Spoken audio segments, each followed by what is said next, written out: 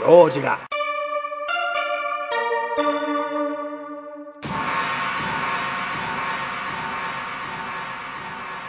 They say there's nothing new under the sun, but under the ground. For me as a youngster, seeing Tremors for the first time on television was a real surprise.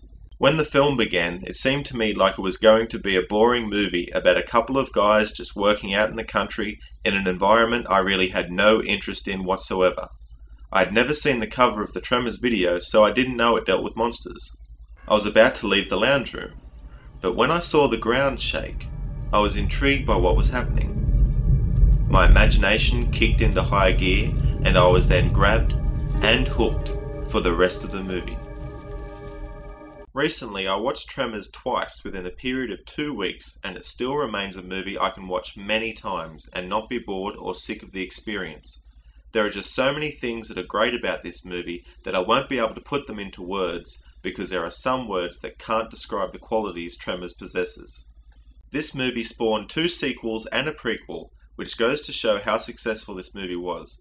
The original remains the best, and one of the reasons is because you are seeing the monsters for the very first time, and in the next installments you are no longer in the dark about what they are capable of. Now, there are scenes of gore, but you're not saturated by it. The gore is all part of the fun and is appropriate to what you are seeing. It's not done for shock. What makes it an intelligent movie is the way in which the characters, which I'll get to shortly, work together and the solutions they find to the problems they are faced with. With some of the solutions that the characters come up with, you can't help but think, oh, of course that would be there for them at the exact time they need it. But really, it's not an impossibility that these things could be there in reality. It's part of the fun of the movie, and in no way does it seem like laziness on behalf of the screenwriters. While this movie is about monsters, they are not solely the main attraction. What really stands out about this movie are the characters. Fred Ward as Earl Bassett,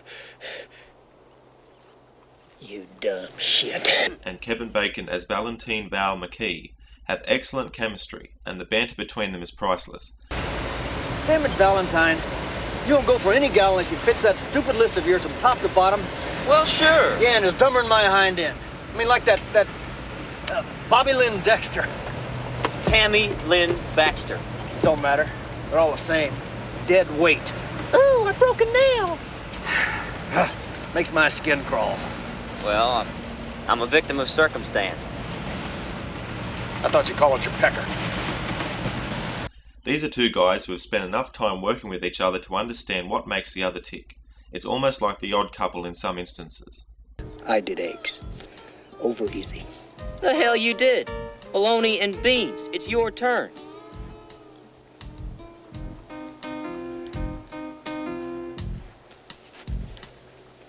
Well, I guess when I'm your age, I'll forget what I eat too.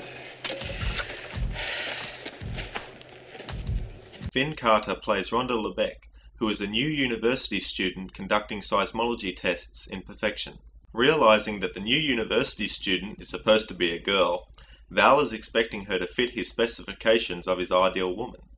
You will have long blonde hair, big green eyes, world-class breasts, ass that won't quit, and legs that go all the way up. But when he sees her, he is disappointed.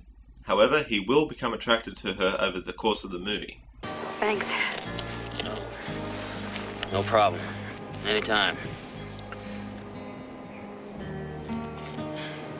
Rhonda is an intelligent character, but she's not a know-it-all.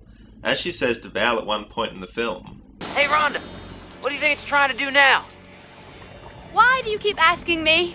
Michael Gross plays Bert Gummer and Reba McEntire is his wife Heather, and they are really the definition of survivalists to the end.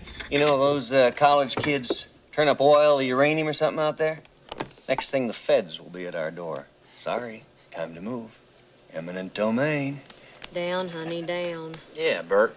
The way you worry, you're gonna have a heart attack before you get a chance to survive World War III. And last, but definitely in no way least, we have the late Victor Wong, who plays Walter Chang, owner of the local store in Perfection, Nevada.